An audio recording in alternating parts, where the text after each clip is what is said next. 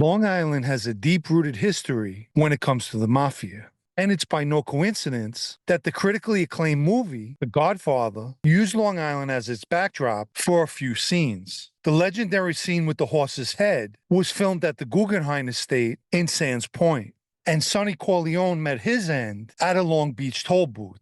One interesting house tied to the Mafia belonged to former CIA director Allen Dulles, who enlisted members of the mob in an attempt to kill Fidel Castro. Long Island is an area where wise guys once living in Queens relocated 2 years ago.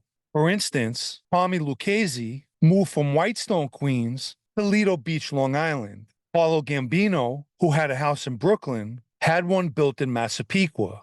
Roy DeMeo lived in Massapequa as well. Louis Jet Gampiro is another guy who lives in Massapequa and has one of his businesses in Copeg and the other in Belmore.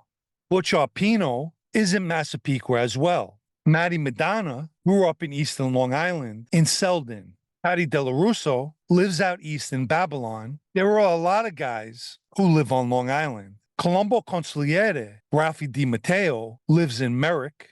The former Colombo Consigliere, Ralphie Lombardo, also lived and operated on Long Island, as well as another former Colombo Consigliere, Joe Waverly Cacace, who also lives in Babylon. In 1991, during the height of the Colombo War, members of the Babylon Police Department went to Joe Waverly's house and began walking around his property. The following day, he went to the 1st Precinct and asked for the lieutenant and told him, "The next time your guys come on my property in plain clothes and don't identify themselves, I'm putting bullets in them." The lieutenant's brother told me that story one night in a Long Island bar that was owned by my associate, Pete Bartolomeo's ex-brother-in-law. And Pete also grew up in Deer Park, Long Island.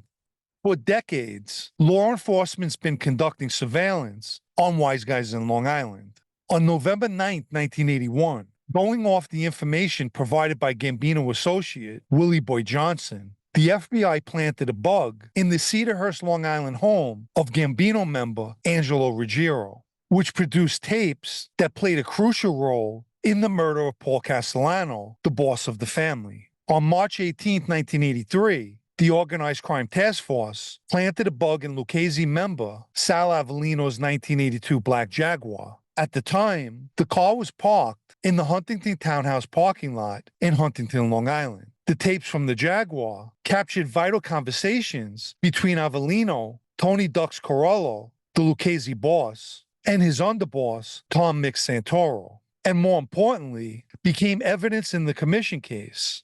During one conversation, they even spoke about the commission, and the tapes captured Corallo's suggestion that members caught dealing drugs should be killed. On February 15, 1985, the FBI and local police surrounded a Wantor, Long Island house at 3020 Wilson Avenue and captured Colombo boss Carmine Persico and Captain Donnie Shax Montemarano, both who were fugitives at the time. The Northport police responded to the scene of a crime at 41 Brightside Avenue in East Northport, which was the office of Robert Quebeca and Donald Barstow, brother-in-laws and business partners in the karting industry. After years of bumping heads with the Lucchese family over the industry, on August 11, 1989, a Lucchese hit team was sent to kill Quebeca and Barstow, which they did that day. The Lucchese struck again on April 3, 1992, at the Westbury restaurant Tesoro, when Lucchese captain Neil Migliori was shotgunned while at a birthday party in the restaurant. Migliori was shot and hit by gunshot pellets through the window, but survived. I was told that the hit team grabbed the wrong shells that day. Had they chose the correct ones, Neil most likely would have been another Lucchese victim. In 2001, Bonanno underboss Sal Vitale and a crew of Bonannos were indicted for converting a Long Island bank into their personal headquarters and used the bank for loan sharking, money laundering, and to collect gambling debts. That same year, in March of 2000, Lucchese member Ray Argentina and associate Louis Jet Gampiro were indicted for illegal mortgage fraud, where properties were purchased, some on Long Island, and resold at inflated prices with the aid of fraudulent appraisals. In 2002, The Lucchese and Gambino families had a beef over a Freeport, Long Island restaurant called Hudson and McCoy. The Lucchese's, specifically Joe Caridi and Johnny Sideburns, ultimately won that decision, which led to their indictment for shaking down the restaurant. I remember during my time, the Bonanno and Colombo families were in the middle of a beef regarding cafes on Long Island. One family was accusing the other of opening a cafe in close proximity to their existing one. I think there was a 2-mile rule that was being violated. And if I remember correctly, it was the Colombos who won that decision because the Bonanno Cafe had never opened. The Colombo family had a large presence on Long Island. You had guys like Sonny Francis, a Long Island guy, operating in and around the island. In 2000, a Mineola pizzeria owner was having problems with his cousins, who were also in the business, that assaulted him and threatened to take over his business. He in turn went to Sonny Francis, who sent guys to handle that beef.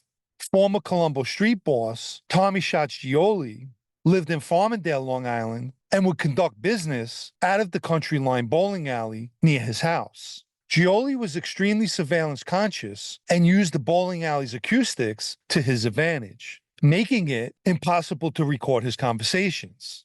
Gioli also used a wooded area located near the bowling alley to bury victims, and plotted those murders from the Garden of Our Lady of Lourdes in Massapequa. Lucchese captain John Armento was also a Long Island guy who lived at this property in Lido Beach and was sentenced to 40 years for a narcotics conviction. Years ago, Armento and Tony Ducks were regulars at the Huntington restaurant, Orlando's, as was members from other families as well. There are many restaurants on Long Island associated to the mob. To name a few, the pizzeria The Brooklyn Square in Seaford is a Colombo-associated spot. Filomena's in Franklin Square was a meeting place for Andy Mush and members of the Colombo family, and was most likely on record with them, as was the cafe next door. Bella Notte in Belmore, as I've mentioned in the past, is a Gambino spot that's on record with Nicky Carrazzo. Menino's in Oakdale is a place frequented by numerous guys in the mob.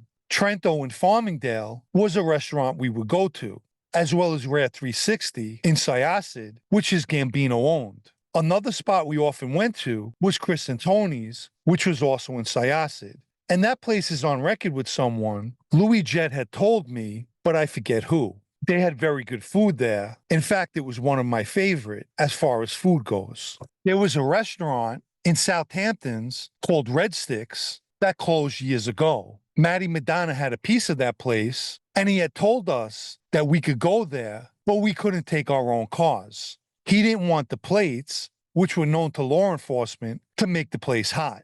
Incidentally, the owner of the restaurant was a guy named Michael Rita, who was a West Side associate that Matty tried to poach. Matty wanted to straighten him out and make him the acting boss while he did his gambling case time. The West Side put the brakes on that, and Matty didn't foresee himself being indicted for the Michael Melnish hit.